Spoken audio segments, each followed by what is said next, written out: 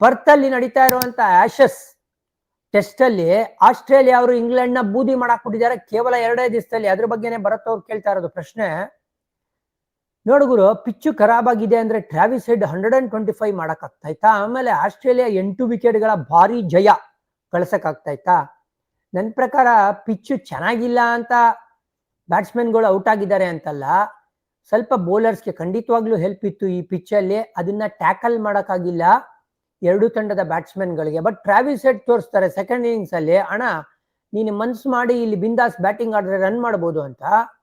ಗುರು, ದಾಖಲೆ ಏನ್ ಗೊತ್ತಾ ಈ ಪರ್ಟಿಕ್ಯುಲರ್ ಟೆಸ್ಟ್ ಮ್ಯಾಚ್ದು? ಆಸ್ಟ್ರೇಲಿಯಾಲಿ ನೀವು 1800s ಇಂದ ಇದೆ ಇತಿಹಾಸ ಟೆಸ್ಟ್ ಕ್ರಿಕೆಟ್ ಅಂತ ಬಂದಾಗ. ಬಟ್ ಶಾರ್ಟೆಸ್ಟ್ ಟೆಸ್ಟ್ ಮ್ಯಾಚ್ ಯಾವುದು ಅಂದ್ರೆ ಇದು in terms of number of balls bold ಇಂದ ಮ್ಯಾಚ್. ಅಂದ್ರೆ 847 ಬಾಲ್ಗೆನೆ ಬಂದ್ಬಿಟ್ಟಿದೆ ರಿಸಲ್ಟ್. ಕಾಕತಾಳೀಯ ಏನಪ್ಪಾ ಅಂದ್ರೆ ಟಾಪ್ 3 ಶಾರ್ಟೆಸ್ಟ್ ಟೆಸ್ಟ್ ಮ್ಯಾಚ್ ನೀವು ತಗೊಂಡ್ರೆ 3ರಲ್ಲೂ ಪ್ರಮುಖ ಸಾಧನೆ ಅಥವಾ ಮೈನ್ ಆರ್ಕಿಟೆಕ್ಟ್ ಯಾರು ಗೊತ್ತಾ? Travis head. ಇದ್ರ ನೆಕ್ಸ್ಟ್ 866 ಡೆಲಿವರೀಸ್, ಐ ಥಿಂಕ್ ಅದು ಬ್ರಿಸ್ಬೇನ್ ಅಲ್ಲಿ ಆಗಿದ್ದು. ಅಲ್ಲೂ ಟ್ರಾವಿಸ್ ಹೆಡ್ ಅವರು 92 ರನ್ ಮಾಡ್ತಾರೆ.